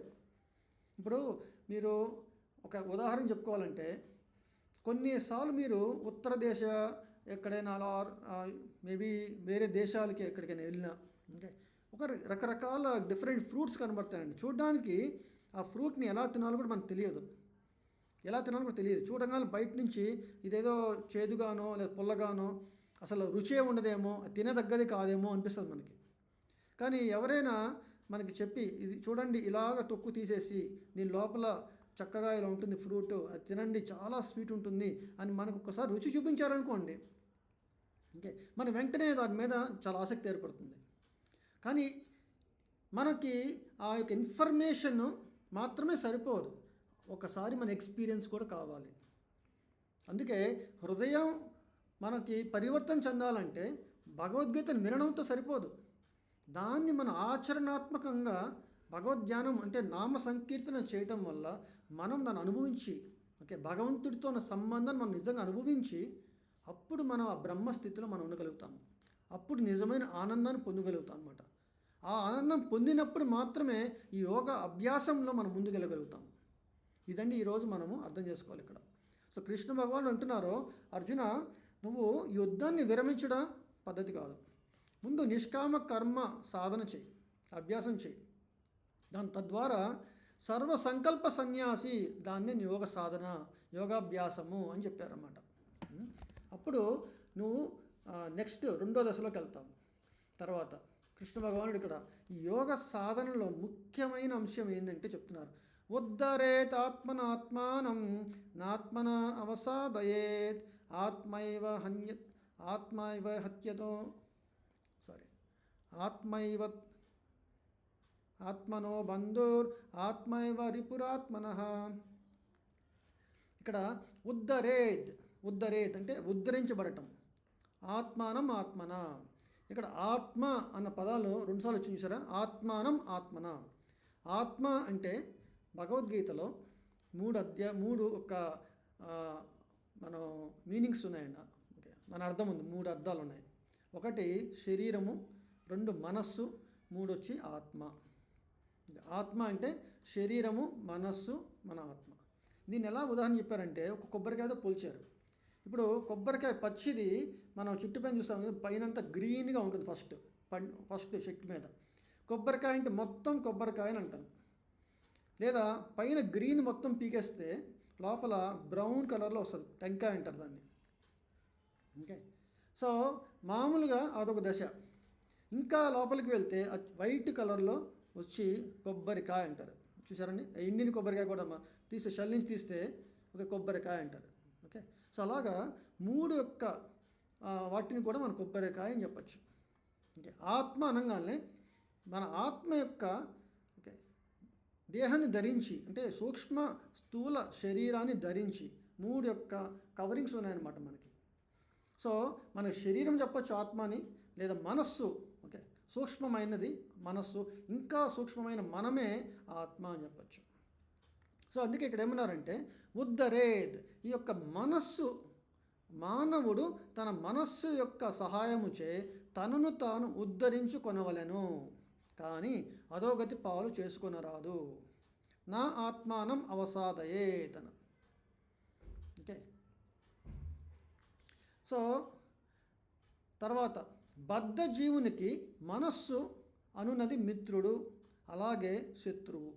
సో ఒక ఆత్మ ఎట్లాగా బద్ధం చేస్తుంది, ఓకే దానివల్ల మనకి ఎట్లా మిత్రుడు ఆ శత్రువు 2 రకాలుగా. ఓకే, ఈ మనస్సు మనకి మిత్రుడు ఎందుకు అవుతుంది, శత్రువు ఎందుకు అవుతుంది అనే దాని గురించి మనకి అమృత బిందు ఉపనిషత్తులో మనం చెప్పారండి. మన ఏవ మనుష్యానాం కారణం బంధమోక్షయ బంధాయ విషయాసంగో ముక్త్యై నిర్విషయం మనః. మన ఏవ మనుష్యానాం, ఈ మనిషి యొక్క ఈ మనస్సు, ఫర్ మ్యాన్, ఓకే మైండ్ ఏం చెప్పారు, కారణం బంధమోక్షయే. ఈ మనస్సే మనకి బంధం కారకమవుతుంది, లేదా మోక్షం కారకమవుతుంది. మరి బంధం అంటే ఎట్లా అవుతుంది కారకము, విషయాసంగో, ఎప్పుడైతే మనము విషయాలు భోగించాలన్న సంకల్పంలో ఉన్నామో అప్పుడు బంధ కారకమవుతుంది. ముక్త్యై నిర్విషయం మనః, ఎప్పుడైతే మనస్సు విషయాల నుంచి తనని నిగ్రహించగలుగుతాడో అప్పుడు ముక్తి మార్గంలో పయనిస్తాడనమాట. సో దీనికి మనకి ఒక మాట చెప్పుకోవాలండి. చాణక్య నీతి శాస్త్రంలో ఓకే ఒక మంచి ఉదాహరణ చెప్పారు. మనస్సుని ఒక బిడ్డగా, అంటే ఒక చిన్న పిల్లవాడిగా మనము అనుకున్నాం ఉదాహరణగా. ఒక మనస్సు అంటే ఒక పెద్ద పిల్లవాడు. మీరు పిల్లవాడిని తీసుకొని చక్కగా మన షికారుకి వెళ్ళామనుకోండి, అతను ఏం చేస్తారు, చాలా రకరకాల వస్తువులను చూస్తాడు. ఓకే, బొమ్మలని అవి చూసి నాకు ఇవి కావాలి డాడీ, నాకు ఇది కావాలి మమ్మీ అని మారం చేస్తూ ఉంటాడు. వాళ్ళని మనం నిగ్రహిస్తూ ఉంటాం. ఎందుకని, నాయన అది మంచివి కావు, నీకు మంచివి నేను కొనిపిస్తాను. ఓకే, ఇలాంటివి మన పిల్లల్ని మనం డిసిప్లిన్ చేస్తూ ఉంటాము. మనకు తెలుసు వాళ్ళు ఒకసారి కొన్నారు, క్షణికమైన వాటితోనే వాళ్ళు ముందుకెళ్తారు ఆ టైంలో. కానీ తర్వాత వాటి మీద ఎటువంటి ఆసక్తి అనేది ఉండదు వాళ్ళకి. సో తల్లిదండ్రులకి ఏది మంచి వాళ్ళకి ఇవ్వాలి, ఓకే వాళ్ళ యొక్క బుద్ధి వికసించడానికి మంచి మంచి బుక్స్ కొనించాలనుకుంటారు, లేదా టాయ్స్లో కూడా మంచిగా వాళ్ళు పిల్లలతో సరదాగా స్పెండ్ చేయాలనుకునే మంచి కొనించాలనుకుంటారు. ఓకే, సో ఇలాగా తల్లిదండ్రుల ఆలోచనలు పిల్లవాడి ఆలోచన డిఫరెంట్గా ఉంటాయి. ఓకే, కానీ పేరెంట్స్ పిల్లల్ని డిసిప్లిన్ చేస్తూ ఉంటారు. సో దానికే ఇక్కడ మైనస్ని మనం పోల్చుతున్నాం ఇక్కడ. సో చాణక్య నీతి శాస్త్రంలో ఏమన్నారంటే లాలయత్ పంచవర్షాన్ని, అంటే మొదట 5 సంవత్సరాలు పిల్లల్ని లాలించాల, తర్వాత దశవర్షాన్ని తాడయేత్. ఓకే, అంటే తర్వాత 10 సంవత్సరాలు, అంటే 5 నుంచి 15 సంవత్సరాల వరకు వాళ్ళని తాడయేత్ అంటే క్రమశిక్షణ చేయాలి. ఎందుకని ప్రాప్తే తు షోడశే వర్షే పుత్రం మిత్రవత్ ఆచరేత్. ఎప్పుడైతే వాళ్ళు మంచి క్రమశిక్షణలో పెరుగుతారో 15 సంవత్సరాల తర్వాత వాళ్ళతో మిత్రవత్ అంటే ఒక ఫ్రెండ్లీగా మనం మసులుకోవచ్చు. కానీ వాళ్ళని క్రమశిక్షణ చేయలేదనుకోండి, మనం ఫ్రెండ్లీగా మసులుకునే అవకాశమే రాదు. ఎందుకంటే వాళ్ళు మన మాట వినరు. మన జీవిత లక్ష్యాలు ఏమున్నాయో, మన ఇంటికి, మన మన వంశానికి మన ఏ యొక్క దిశ నిర్దేశాలు అనుకుంటారు చూసారా పెద్దవాళ్ళు. ఓకే, కొంతమంది మేము బ్రాహ్మణులలో పుట్టాము, ఓకే, క్షత్రియులుగా పుట్టాము, ఓకే, మన వంశ చరిత్ర ఇట్లా ఉంటుంది అని చెప్తూ ఉంటారు. ఇక్ష్వాకు వంశం, ఓకే, మహారాజు ఎలా వాళ్ళు చేశారు, ఇక్ష్వాకు మహారాజు, ఆయన దశరథ మహారాజు అలాగే రామచంద్ర ప్రభు ఎందుకు ఆయన ఇటువంటి లీలల్ని చేయాల్సి వస్తుంది. ప్రతి దానికి చూస్తే వంశ చరిత్రని చెప్తారు. ఎందుకు చెప్తున్నామంటే ప్రతి తల్లిదండ్రులు ఆచరించేదంటే నా పిల్లవాడు మన వంశాన్ని నిలబెట్టే గౌరవం తెచ్చే రీతిగా బతకాలి. సో దానికి క్రమశిక్షణ ఏర్పరచాలా. లేదా మా యొక్క చరిత్ర ఏంటంటే బ్రాహ్మణత్వం అనుకోండి, లేదా వాళ్ళ కుల వృత్తులు ఉన్నారు, వాటిల్లో తను మంచిగా తను ట్రైనింగ్ పొందాలి. సో వీటికన్నిటి క్రమశిక్షణ కావాలి. సో ఈ 10 దశవర్షాన్ని తాడయేత్ అంటే ఒక మామూలు కర్మలకి కూడా క్రమశిక్షణ ఎంత అవసరమో మనస్సు నిగ్రహించాల్సిన అవసరం ఉంది, ట్రైనింగ్. మరి ఇక్కడ యోగాభ్యాసంలో కూడా కృష్ణ భగవానుడు ఉన్నారు. ఈ మనస్సుని చేత మనం ఉద్ధరించుకొనబడాలి, కానీ అధోగతి పాలు కాకూడదు. మనస్సు మిత్రుడవుతుంది, శత్రువు అవుతుంది. దీని గురించి మళ్ళీ ఇంకా గట్టిగా చెప్తున్నారండి ఇక్కడ. మనస్సును జయించిన వానికి మనస్సే ఉత్తమ మిత్రుడు, కానీ అట్లు చేయలేని వానికి అతని మనస్సే గొప్ప శత్రువుగా వర్తించును. చూడండి, ఇప్పుడు మనస్సుని మనం ఎందుకు నిగ్రహించాలి, మనస్సుని ఎందుకు జయించాలి? Control mind. ఓకే, మైండ్ కంట్రోల్ని చేయకపోతే ఏమవుతుందండి? మైండ్కి 6 శత్రువులు ఉన్నారు, అరిషడ్ వర్గాలు: కామ, క్రోధ, లోభ, మోహ, మద, మాశ్చర్యము. వీటిల్లో ఏది మనకి మన మైండ్ని ఎజిటేట్ చేస్తుందో, ఓకే, వెంటనే మనకేమవుతుందండి? దుఃఖం ఏర్పడుతుంది మనకి. ఆలోచించండి, మన జీవితము మనము పొందాలనుకుంటే, ఓకే, మనకి ఒకటి లక్షణం కనబడుతుంది. ఏంటంటే ఈ యొక్క 6 ఎనిమీస్ అన్నమాట. వీటిల్లో కామ, క్రోధం, లోభం, మోహం, మదం, మాశ్చర్యం ఏదైతే లక్షణం ఏమైనా ఏర్పడిందంటే మన వెంటనే మన జీవితం చాలా దుర్భరం అయిపోతుంది. సో అందుకే మనస్సుని మనము నిగ్రహించాలి. ఏ యోగాభ్యాసానికైనా సరే, ఇది అష్టాంగ యోగంకే సంబంధించింది కాదు, ఏ యోగాభ్యాసానికైనా సరే మనస్సును నియంత్రించాలన్నమాట. సో కృష్ణ భగవానుడు అన్నారు, ఓకే, మనస్సుని మనము నియంత్రిస్తే అంటే అప్పుడు నిష్కామ కర్మము, యమ, నియమ, ఆసన, ప్రాణాయామ, ప్రత్యాహార అనే నిష్కామ కర్మము మనం చేయగలుగుతాము. డిసిప్లైన్గా యాక్టివిటీస్ చేస్తాము. ఓకే, అలా చేసి మనం కాన్సన్ట్రేషన్ పెంచుకోగలుగుతాం, మైండ్ని ధారణ స్థితిలో వస్తాము. ధారణ అంటే మన మైండ్ని ఫోకస్ చేయగలుగుతాము, నిమగ్నం చేయగలుగుతాము. అప్పుడు వచ్చే లక్షణాలు చెప్తున్నారు. జితాత్మన ప్రశాంతస్య పరమాత్మ సమాహిత శీతోష్ణ సుఖ దుఃఖేషు తదా మానాపమానయో. అంటే మనస్సుని జయించిన వాడు శాంతిని పొంది ఉండుటచే. ఓకే, ఫస్ట్ అంటే మనస్సుని జయిస్తే ఏమొస్తుందండి? పీస్ ఆఫ్ మైండ్ అన్నారు కదా. మనస్సుని జయించినప్పుడు శాంతిని పొందుతాము, తద్వారా పరమాత్మను మనం చేరుకోగలుగుతాము. ఓకే, అప్పుడు మన లక్షణాలు మనకి ఎట్లా చెప్తున్నారు? సుఖ దుఃఖాలు, శీతోష్ణములు, మానము, అవమానము అన్నీ సమానంగా కనబడతాయి. అంటే ఇక్కడ భక్తి యోగంలో కూడా ఇదే ఒక దశ ఉంటుంది. భక్తి యోగంలో కూడా అంటే మనస్సుని మనం నిగ్రహించగలిగితే ఏమవుతుందండి? మనం పరమాత్మ ఇన్నర్ వాయిస్ అంటారు చూసారా, మన కాన్సైన్స్. ఓకే, ప్రతి ఒక్క జీవి యొక్క హృదయంలో పరమాత్ముడు ఓకే స్థితి అయి ఉన్నారన్నమాట.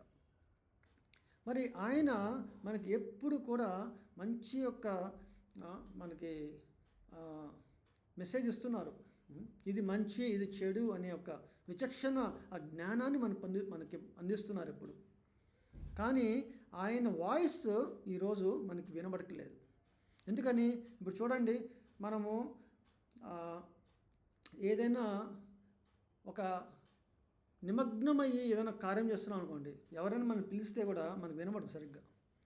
ఆ వాయిస్ ఇక్కడ దాకా వెళ్తుంది ఇయర్స్, బట్ మన మైండ్ బ్రెయిన్కి వెళ్ళి ఓకే ఆ స్టిమ్యులస్ని మనకి ఏమంటారు, నాలెడ్జ్ ఎక్వైరింగ్ సెన్స్ అంటారు, అంటే జ్ఞానేంద్రియాలు అంటారు. ఆ జ్ఞానేంద్రియాలు ఉత్పన్నం అవ్వదన్నమాట. ఓకే, ఇది అంటే రిజిస్టర్ అవ్వదన్నమాట.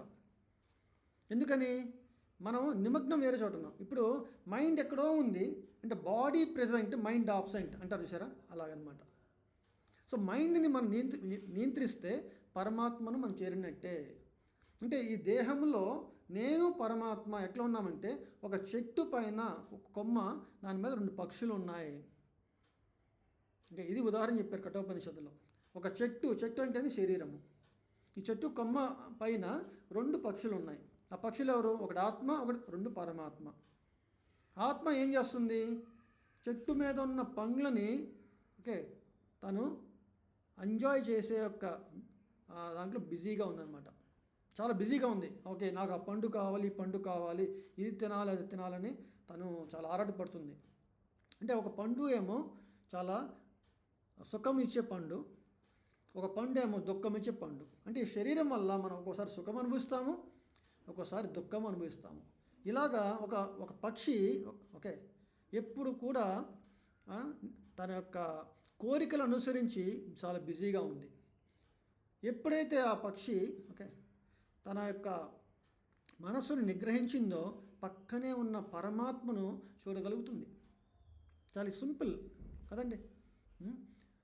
ఎప్పుడైతే తన మనసు నిగ్రహించిందో తన ఆరాటం ఏర్పడలేదు, తద్వారా తన శాంతిని పొందింది. సో ఇది చెప్పారన్నమాట. సో అప్పుడు సుఖ దుఃఖములు శీతోష్ణములు మానములు అంటే ఈ శరీరానికి మాత్రమే మనకి అనుభవించే ఈ లక్షణాలు ఇవన్నీ. ఈరోజు మన శరీరం ఇక్కడే ఉంది, చన్నీళ్ళు పోసాము ఓకే, ఎండాకాలం చాలా హాయిగా అనిపించింది. అదే చన్నీళ్ళు చలికాలంలో పోస్తే చాలా కష్టంగా అనిపిస్తుంది. అంటే సేమ్ వాటరు, నేనే సేమ్, కానీ ప్రాబ్లం ఎక్కడొచ్చిందంటే కండిషన్స్.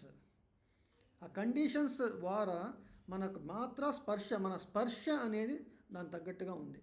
సో దీన్నే ద్వంద్వము అన్నారు. ఈ ద్వంద్వాలకు అతీతంగా ఒక మనిషి ఓకే ధారణ స్థితిలో ఉంటాడు.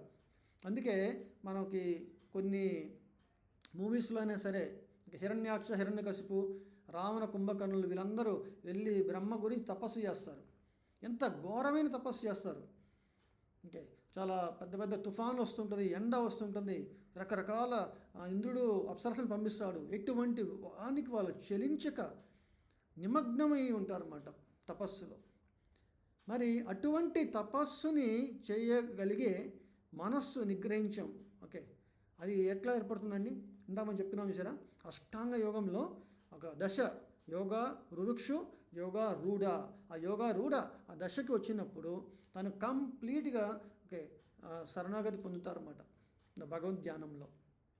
ఓకే, అప్పుడు అని చెప్తే జితాత్మన ప్రశాంతస్య పరమాత్మ సమాహిత ఇవన్నీ ఏర్పడతాయని చెప్తున్నారు మన దేవాది దేవుడు కృష్ణ భగవానుడు.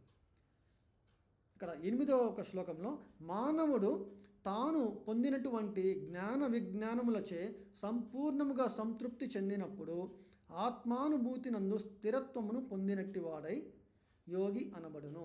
ఇక్కడ చూడండి, ఇందాక మనం చెప్పుకున్నాం కదా, నిష్కామ కర్మయోగం నుంచి జ్ఞానం వస్తుంది. జ్ఞానం నుంచి ఇంకా తను పురోగతి చెంది ధ్యానంలో నిమగ్నం ఉంటాడు. సో ఆ యొక్క జ్ఞానము విజ్ఞానము వలన పూర్తిగా సంతృప్తి చెందుతాడు. ఓకే, ఇందాక ఇన్ఫర్మేషన్ వచ్చింది, ఇంతవరకు బాగుంది ఇన్ఫర్మేషన్, కానీ ఆ ఇన్ఫర్మేషన్ని తను ఎక్స్పీరియన్స్ అవ్వాలి కదా. మరి అంటే తను ధ్యానంలో ఉన్నాడు ఇప్పుడు. అప్పుడు ఆత్మానుభూతిని పొంది స్థిరత్వమును పొందుతాడు. చూడండి ఇక్కడ, అంటే థియరీ ప్రాక్టికల్ 2 కావాలి మనకి జీవితంలో. మనం గురువుగారు చెప్పింది మనం విన్నాము, భగవద్గీతను శ్రద్ధగా విని ఆచరించి అప్పుడు మనము ఆత్మానుభూతిని పొందగలము. అప్పుడు స్థిరత్వం ఏర్పడుతుంది. అప్పుడు ఆ యొక్క ఆ వ్యక్తి ఆ ఆధ్యాత్మిక స్థితి యందు నెలకొని ఆత్మ నిగ్రహము కలిగి ఉండును. అంటే ఇదివరకు తాను ఆత్మ నిగ్రహం చేయడానికి చాలా కష్టపడ్డాడు. ఓకే, ఈరోజు ఆత్మ నిగ్రహం చేయడం కష్టం ఏర్పడదు. ఎందుకంటే తను పురోగతి చెందడం వల్ల ఆధ్యాత్మిక స్థితిలో ఆత్మ ఆనందాన్ని పొంది ఆటోమేటిక్గా ఆత్మ నిగ్రహం ఏర్పడుతుంది. అప్పుడు ఆయన యొక్క లక్షణాలు ఏంటి? మొదట ఏం చెప్పారంటే, ఇప్పుడు మనము ఏదైనా ప్రకృతి చూసామనుకోండి, స్థావర జంగమ అన్నారు రెండు. అంటే స్థావర అంటే కదలనివి, జంగమ అంటే కదిలేవి, అచేతనమైనగా కనబడేవి, చేతనమైనవి. సో వస్తువుని మనం చూసినప్పుడు గులకరాళ్ళు, రాళ్ళు, బంగారము వీటన్నిటిని తన సమాన దృష్టితో చూస్తాడనమాట. ఇది ఏర్పడుతుంది అన్నమాట జ్ఞాన విజ్ఞానంతో. తర్వాత రుజువర్తనులైన శ్రేయోభిలాషులను, ప్రియమైన మిత్రులను, తటస్థులను, మధ్యవర్తులను, ఈర్ష్య పరులను, శత్రు మిత్రులను, పాప పుణ్యులను సమబుద్ధితో చూచు వ్యక్తి మరింత పురోభివృద్ధి చెందినవానిగా పరిగణించబడను. ఇందాక చెప్పాం కదండి, కొన్ని వస్తువులను చూసి సమదృష్టి ఏర్పడింది. కానీ ఇప్పుడు చేతనమైన అంటే మన మనుషులు, మనం అంటే శ్రేయోభిలాషులు ఉంటారు, మిత్రులు ఉంటారు, తటస్థులు ఉంటారు, ఈర్ష్యాపరులు ఉంటారు, మధ్యవర్తులు ఉంటారు, శత్రువులు ఉంటారు, అలాగే పాపం చేసిన వాళ్ళు ఉంటారు, పుణ్యం చేసిన వాళ్ళు ఉంటారు. అందరినీ సమబుద్ధితో చూడగలిగే ఒక దశ పురోభివృద్ధి అన్నారు ఇక్కడ. ఓకే, సో ఇది యోగా రురుక్షు యోగా రూఢ చెందినప్పుడు వచ్చే లక్షణాలు. ఎందుకంటే ఇవన్నీ తను ధ్యానంలో నిమగ్నమై ఉన్నప్పుడు మనకి ఎటువంటి ఆలోచనలు, ఓకే, అంటే ఒకరి మీద ద్వేషము, ఈర్ష్యం ఏమైనా ఏర్పడినా కూడా తద్వారా మనకి ఆలోచనలు చాలా వికలమైపోతుంది మన మనస్సు. సో మనస్సుని ధ్యాన మార్గంలో మనం వినియోగించలేము అన్నమాట. అందుకే ఇక్కడ కృష్ణ భగవాన్ 10వ శ్లోకంలో యోగియుంజీత సతతం ఆత్మానం రహసి స్థిత ఏకాకి యత చిత్తాత్మ నిరాశిర్ పరిగ్రహ. నిరాశిర్ అపరిగ్రహ. యోగి అయిన వాడు తన దేహమును, మనస్సును, ఆత్మను సర్వదా పరతత్వముతో సంధానపరచుటయందే నిమగ్నము చేయవలను. ఇది యోగాభ్యాసం అండి. ఇది ధ్యానంలో తను ఎట్లా యోగాభ్యాసం చేస్తాడు అంటే తన దేహముని, మనస్సుని, ఆత్మను చూసారండి. ఇందాక మనం చెప్పుకున్నాం కదా, మూడింటిని కూడా ఆత్మ అంటారు. అన్నిటినీ పరతత్వంతో అంటే భగవంతుడి యొక్క సంబంధాన్ని, తన సన్నిహిత సంబంధాన్ని తను తెలుసుకోగలుగుతాడు. తెలుసుకొని నిమగ్నం చేస్తాడనమాట తన మనస్సుని. అప్పుడు ఎలా ఉంటారు? అతడు ఏకాంత ప్రదేశమునందు ఒంటరిగా నివసించుచు సావధానముగా మనస్సును ఎల్లప్పుడూ నియంత్రించవలను. అతడు కోరికల నుండి మరియు సమస్తమును కలిగి ఉండెనవలను అనే భావన నుండి విముక్తుడై ఉండవలను. నిరాశర్ అపరిగ్రహ అంటే ఇక్కడ కోరికలు ఉండకూడదు. ఈ ప్రపంచంలో నేను ఎన్నో కష్టపడి సాధించుంటాను, నా ఎసెట్స్ అన్నారు కదా, నేను చాలా కష్టపడి సమకూర్చిన అన్నిటినీ నావి అని మనం అనుకుంటాం, అహం మమ అనుకుంటాం చూసారా, వాటినన్నింటినీ కూడా తన నుంచి విముక్తి పొందగలుగుతాడు అన్నమాట. కానీ ఇక్కడ లక్షణాలు చూడండి, ఈ యోగ సాధనలో ధ్యాన మార్గము చెప్తున్నారు ఇక్కడ కృష్ణ భగవానుడు ఎలా ఉంటుంది. ఈ యొక్క మార్గంలో ధ్యానంలో నిమగ్నం చేయాలంటే ఏకాంత ప్రదేశంలో ఒంటరిగా నివసించాలి. అందుకే మీకు మొదట కలియుగంలో ఈ యొక్క యోగాభ్యాసం కుదరదు. ద్వాపర యుగంలో కూడా అర్జునుడు క్షత్రియుడు, గృహస్థుడు ఈ యొక్క యోగ సాధన కుదరదు అని శ్రీకృష్ణ భగవానుడు చెప్తున్నారు. అంటే నువ్వు ఒకవేళ యుద్ధం నుంచి విరమించాలంటే నిష్కామ కర్మము చేసి జ్ఞాన మార్గాన్ని, ఇందాక చెప్పారు కదా, జ్ఞాన విజ్ఞాన, ఓకే, దాని ద్వారా ఆత్మ సంతృప్తి చెందాలన్నమాట. ఇందాక మనం చెప్పినట్టుగా అక్కడ జ్ఞాన విజ్ఞానం చే సంపూర్ణమైన సంతృప్తి పొందాలి. అప్పుడు భగవద్ ధ్యానంలో నిమగ్నమై ఉండాలి. అలా ఉండాలంటే ముందు ఏకాంత ప్రదేశం ఉండాలా, ఒంటరిగా నివసించాలా, మనస్సును నియంత్రించాలా. మరి ఇది ఎట్లా వల్ల అవుతుందండి? అసలు అర్జునుడి కుదరదు, మనకు ఇంతకన్నా కుదరదు కలియుగంలో. సో అది ఇక్కడ చెప్పుకొచ్చారు. ఒక 2 నిమిషాలండి ఈ యొక్క లక్షణాలు చెప్తున్నారు. యోగాభ్యాసము కొరకు యోగి ఏకాంత స్థలమున కేగి నేలపై కుశాగ్రాసమును పరిచి దాని మీద లేడి చర్మము మరియు మృదువైన వస్త్రమును కప్పవలను. అంటే మనము ఒక చోట కూర్చోవాలి, ఆసనము మన ప్రాణాయామం చేస్తాం కదండి, ప్రత్యాహారము, ధారణ, ధ్యాన. అలా యోగి ధ్యానంలో ఉన్నప్పుడు యోగాభ్యాసం ఎలా చేస్తాడంటే ఏకాంత స్థలంలో కుశాగ్రాసం పరుచుకోవాలి. అంటే కుశాగ్రాసం అనేది ఒక చాలా ఆస్పీషియస్ అనమాట అది. ఓకే, ఒక అమృతము టచ్ అయిన ఒక కుశాగ్రాసము, అందుకే చెప్పుకొచ్చారనమాట, అమృత తుల్యమైనది. లేడీ చర్మము ఎందుకు చెప్పారంటే ఈ లేడీ చర్మము ఏం చేస్తుందంటే ఒక రెప్టైల్స్ వాటినన్నిటిని దూరంగా పెడుతుందన్నమాట. ఇప్పుడు ఎక్కడో తను ఏకాంతంగా ఉంటారు ఒక అడవిలో ఎన్నో పాములు, చాలా రకరకాల రెప్టైల్స్ ఉంటాయి.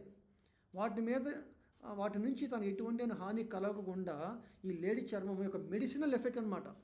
ఇది శాస్త్రంలో చెప్పారు, సైంటిఫిక్గా కూడా ప్రూవ్ అయిందనమాట ఈ లేడీ చర్మము. సో ఆ యొక్క ప్రదేశము ఎత్తుగా ఉండకూడదు, కిందగా ఉండకూడదు, మరియు పవిత్రమైన ప్రదేశము కావాలను. అటువంటి దశలో యోగి స్థిరముగా కూర్చొని మనస్సును, ఇంద్రియాలను మరియు తన కార్యకలాపాలను నియంత్రించి ఒకే లక్ష్యమునందు మనస్సును ఏకాగ్రపరిచి హృదయ శుద్ధి కొరకు యోగమును అభ్యసించవలను. అంటే తన ధ్యానంలో ఎట్లా కూర్చొని తన పురోభివృద్ధి చెందాలో అని కృష్ణ భగవాన్ ఇక్కడ చెప్తున్నారన్నమాట. తర్వాత అప్పుడు శరీరమును, మెడను, శిరమును చక్కగా సమముగా రుజురేఖలో నిలిపి, అంటే స్ట్రైట్గా అనమాట. మనం చూడండి, శరీరము, మన మెడ, ఈ శరీరం మొత్తం కూడా స్ట్రైట్ లైన్లో మన పద్మాసనం వేసి కూర్చుంటే చాలా స్ట్రైట్గా కూర్చోవాలన్నమాట. దానివల్ల ఏమవుతుందంటే మన ప్రాణాయామం చేస్తూ మన మనసుని కంట్రోల్ చేసుకుని మనకి ఏర్పడుతుంది అన్నమాట. అందుకే మనం ఉదయం పూట జపం చేసినప్పుడు కూడా ఇట్లా వంగిపోయి ఇలా కూర్చొని ఇట్లా చేసామనుకోండి, మన మనస్సు అటెంటివ్గా చేయలేమన్నమాట జపము. మనకి ఇది ఆల్రెడీ మనకి ఆచరణలో తెలుస్తుంది. ఇక్కడ కృష్ణ భగవానుడు కూడా అదే చెప్తున్నారు. అలా స్ట్రైట్ లైన్లో కూర్చొని తర్వాత దృష్టిని నాసికాగ్రముపై కేంద్రీకరించవలను. అంటే కళ్ళు మూసుకోకూడదు, మొత్తము కళ్ళు మూసుకున్న నిద్ర వచ్చేస్తుంది. అందుకే ఏం చెప్పారు, కళ్ళని యొక్క ముక్కు కొసమైన నాసికాగ్రం పైన మనం దాన్ని కేంద్రీకరించాలి. అంటే మనకి డిస్టర్బెన్స్ ఎక్కడి నుంచి వస్తుందంటే మన చెవుల నుంచి ఏదైనా శబ్దం విన్నప్పుడు డిస్టర్బెన్స్ వస్తుంది, లేదా మనం ఏదైనా చూసినప్పుడు మనకు డిస్టర్బెన్స్ ఏర్పడుతుంది. ఈ రెండింటిని మనం షట్ డౌన్ చేయాలి. ఎలా షట్ డౌన్ చేయాలి? కళ్ళని ఓన్లీ ఇక్కడ మాత్రమే చూడాలి. తర్వాత మన మనస్సుని కంప్లీట్ కేంద్రీకరించి చేయడానికి ఒక ఏకాంత ప్రదేశము, ఆ ఏకాంత ప్రదేశంలో ఒంటరిగా, అప్పుడు మనకి ఇటువంటి శబ్దాలు మనకి వినబడవు. ఎవరో ఒకళ్ళు వచ్చి అది కావాలి ఇది కావాలన్నారు అనుకోండి, మరి నాకు కూడా కావాలేమో అనిపిస్తుంది. ఒకళ్ళు వచ్చి నాకు చాలా ఆకలిగా ఉంది తినాలనుకుంటున్నాం, ఇతనేమో తను కంప్లీట్ ధ్యానంలో ఉన్నాడు, అతను చెప్పంగానే తినకు కూడా తినాలనిపిస్తుంది. సో ఇట్లాంటి సౌండ్ వల్ల డిస్టర్బెన్స్ ఏర్పడవచ్చు. లేదా తన దృష్టి వల్ల కూడా తనకి డిస్టర్బెన్స్ ఏర్పడవచ్చు. మరి డిస్టర్బెన్స్ నుంచి తను నిగ్రహించుకునే శక్తి ఎట్లా వస్తుందండి? ఈ యొక్క రూల్స్ని పాటించాలన్నమాట, ఈ గైడ్లైన్స్ పాటించాలి.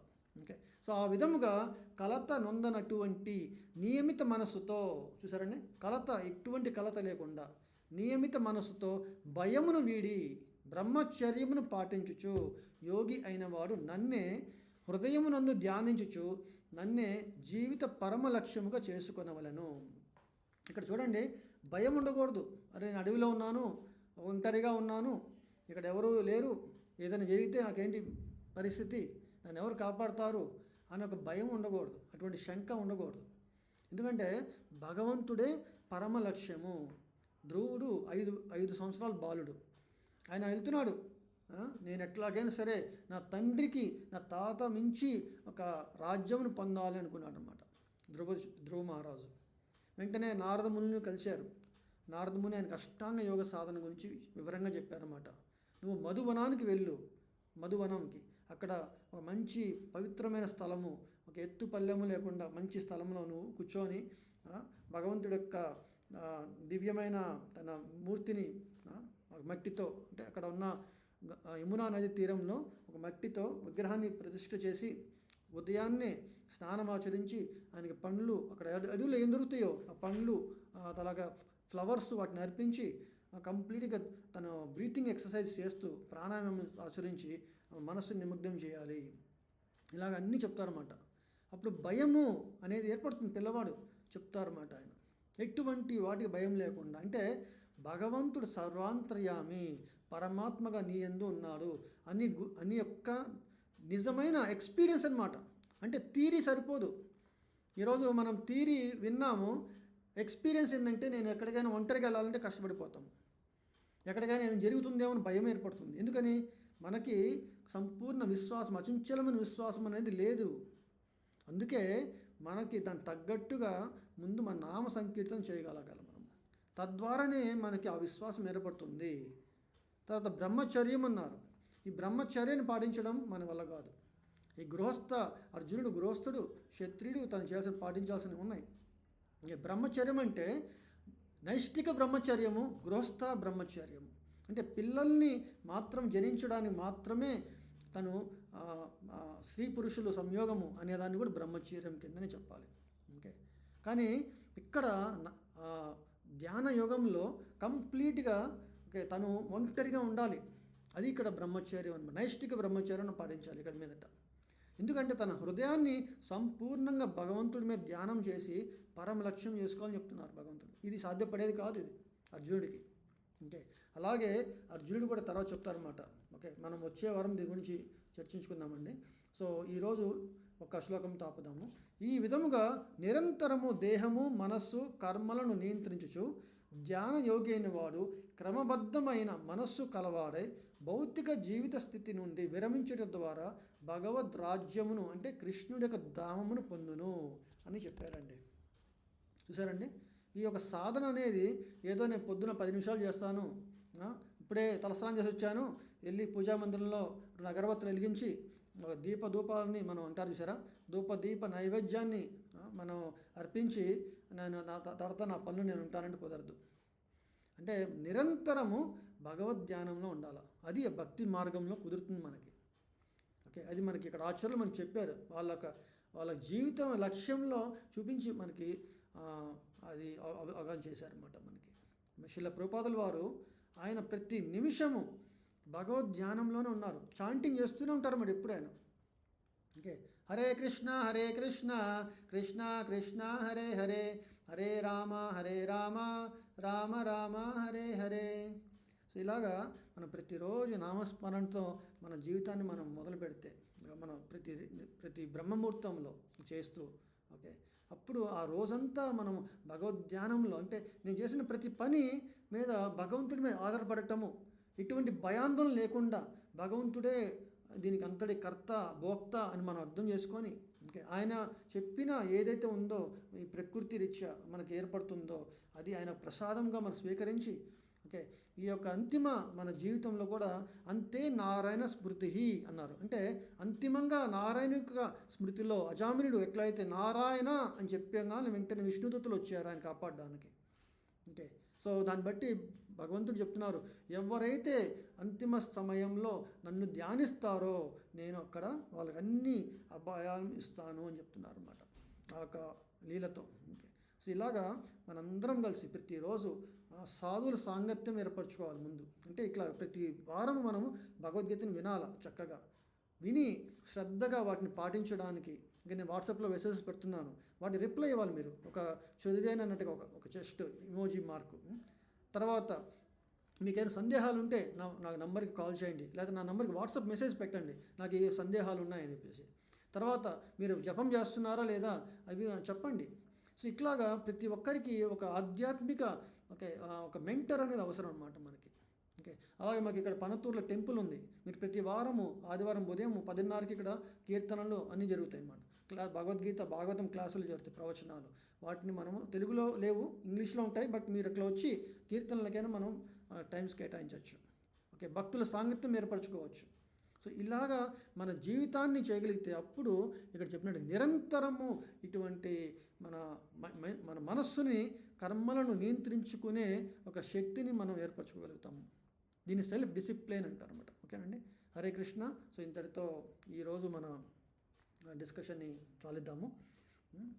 గ్రంథరాజ్ శ్రీమద్ భగవద్గీత కీ జై, సమవేత గౌరభక్త బృంద కీ జై, జగద్గురు శ్రీల ప్రభుపాద కీ జై. హరే కృష్ణ కృష్ణ కృష్ణ హరే హరే హరే రామ రామ రామ హరే హరే. హరే కృష్ణ. అందరికీ ధన్యవాదాలు.